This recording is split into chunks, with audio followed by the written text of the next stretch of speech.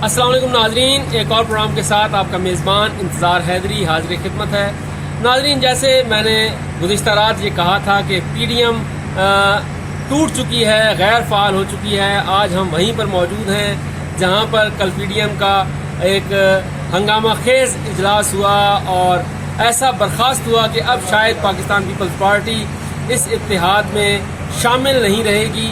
मेरे साथ दो सीनियर साथी मौजूद हैं जो पहले दिन से PDM की कवरेज कर रहे हैं। सरदार हमीद साहब, जिनका ताल्लुक न्यूज़ 1 से है और एक अरसे से पॉलिटिकल बीट कर रहे हैं, और शाकिर अब्बासी साहब, जिनका ताल्लुक न्यू TV से है और ये भी एक अरसे से जो है मुस्लिम नून और पॉलिटिकल पार्टीज़ कर रहे हैं। सरदार साहब, ये बताइएगा कि जैसे हम पहले दिन से इस तरह की बातें कर रहे थे कि ये गैर फितरी इत्तेहाद है, आप क्या समझते हैं, क्या अभी भी कोई रास्ता बाकी है पीपल्स पार्टी के वापस आने का?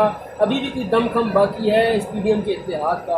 जरा बताइएगा। आज तो तस्वीर भी उतर गई है, ये आपने देखी है कि सिर्फ मियां नवाज शरीफ की तस्वीर है, शहबाज शरीफ की तस्वीर है, तो ये क्या है? कादरी साहब, बहुत शुक्रिया, आपने अपने इस चैनल में और अपने उसको मौका दिया हमें। बुनियादी बात यह है कि इंतहाई दुख के साथ ये बात कही जा सकती है कि जिसके हवाले से इस PDM जब ये इत्तेहाद बना था तो हुकूमती वज़रा ये कहते थे कि ये गैर फितरी इत्तेहाद है, जिसमें शाह महमूद कुरैशी ने बड़े वाज़े कहा, फवाद चौधरी ने, शिबली फराज ने मुतअद्दिद बार कहा, तो लोग उनका बात नहीं मानते थे। लोग कहते नहीं जी, ऐसी बात नहीं है, PDM जो है एक नए जज्बे के साथ एक जमहूरी ताकत के तौर पर उभरी है और ये जनाब बड़ा अहम कारनामा सरंजाम देगी।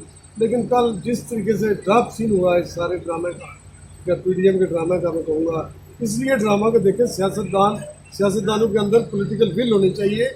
वो जो काम के साथ वादे करते हैं, जो ऐलान करते हैं कि 26 को हम निकलेंगे, जो मोबिलाइजेशन करते हैं पूरा एक महीना दिन रात लोगों को जगाए रखते हैं, लोगों को जलील करते हैं सड़कों पे, और आखिर में वो जाके यहाँ पे अंडा छोड़ के तो भाग जाएं, तो ये इंतहाई दुखदे बात है। मैं as a political beat cover करने के मेरा पॉइंट ऑफ व्यू ये है कि इंतहाई, अगर देखें पीपल्स पार्टी का सियासी फैसला, उससे हमारा कोई इख्तिलाफ राय नहीं है। पीपल्स पार्टी समझती है कि पार्लियामेंट से बाहर नहीं आना चाहिए, सूबाई असम्बली को नहीं छोड़ना चाहिए, इस्तीफे देकर हुकूमत के लिए ग्राउंड खाली नहीं करना चाहिए, वो उनका अपना सियासी फैसला है।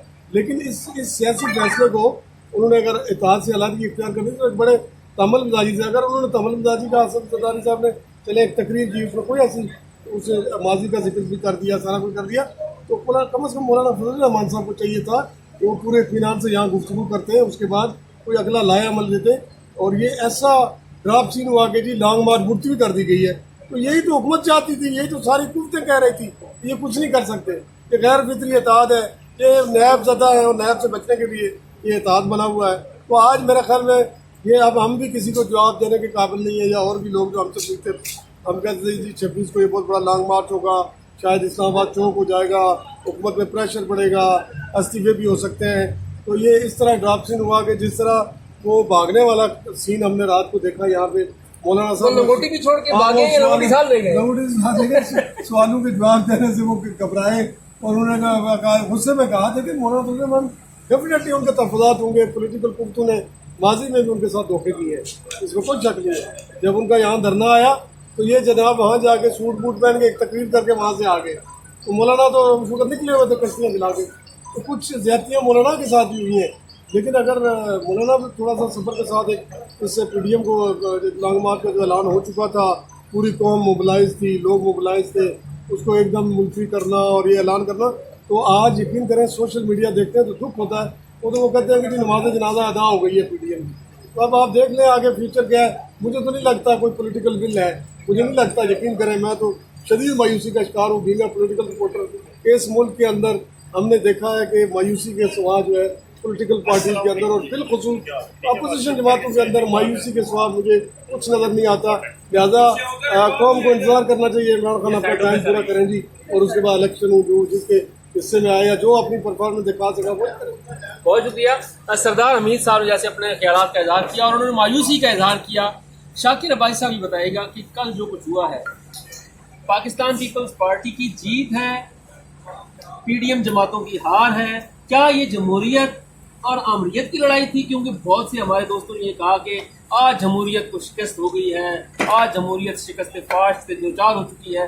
वाकई ये जमहूरियत है, खुद अपनी जमातों में जमहूरियत नहीं है। क्या समझते हैं कि क्या पीपल्स पार्टी की कोई अंडर हैंड कोई डील भी हुई है?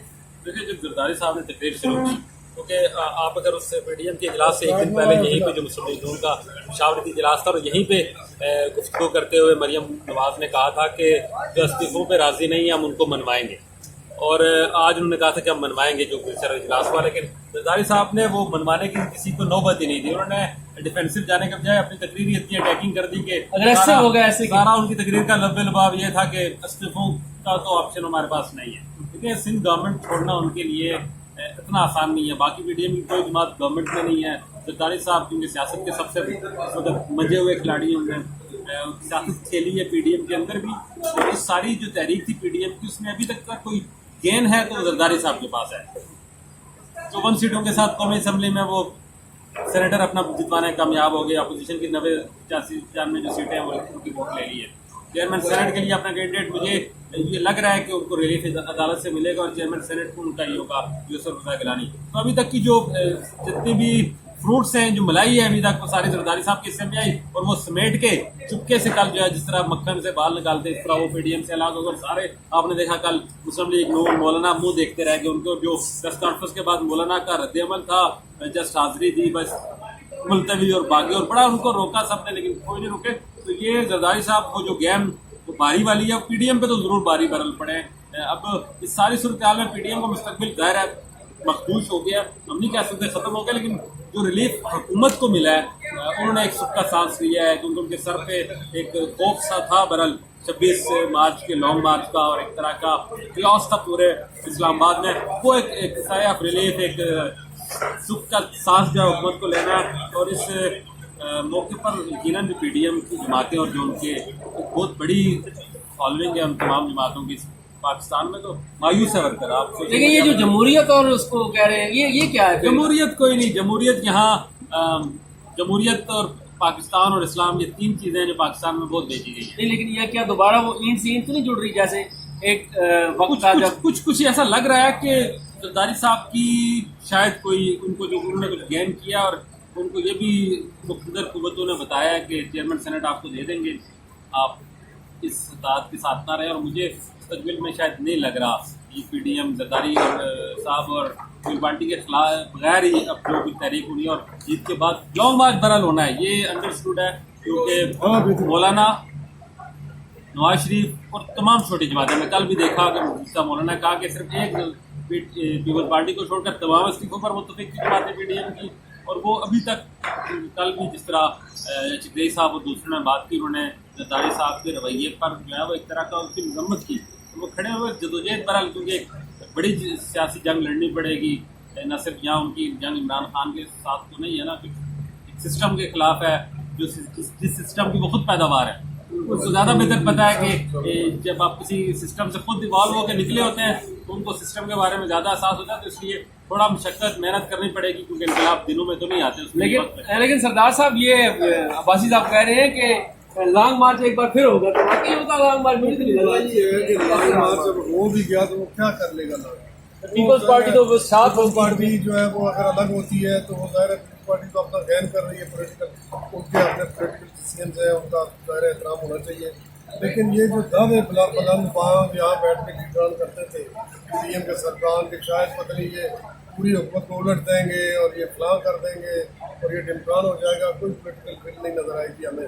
معاف کیجیے گا، مولانا صاحب کو پتہ نہیں ہے کیا کہہ سکتے ہیں، پریزیڈنٹ تھے، اس پورے اس اطاعت کو لے کے چل رہے تھے. نواز شریف صاحب وہاں بیٹھے ہوئے، وہ بھی کچھ تقریریں بڑی کرتے رہے ہیں جذباتی. بلاول بھٹو صاحب بھی کہہ رہے تھے کہ ہم یہ نہ وہ کر دیں گے، اس سے کیا دیں گے. تو میرے خیال میں بھی کچھ نہیں ہوا، نہ ان سے کچھ ہو پانا ہے.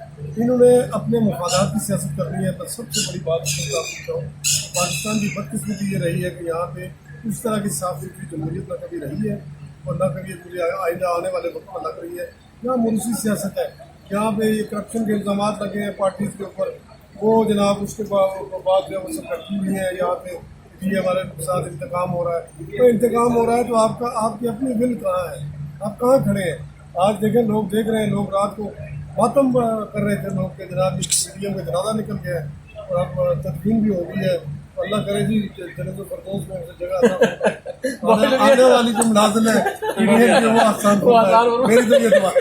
بہت شکریہ. جیسے سردار صاحب کے آپ نے الوداعی کلمات سن لیے پی ڈی ایم کے حوالے سے، تو اس سے زیادہ میں تبصرہ نہیں کروں گا. اس پروگرام کے ساتھ مجھے اجازت دیجیے. اگر آپ نے ابھی تک میرا چینل سبسکرائب نہیں کیا تو اسے ضرور سبسکرائب کیجیے اور اس طرح کے دلچسپ تبصرے جو ہے وہ آپ کو سننے کو پھر ملیں گے.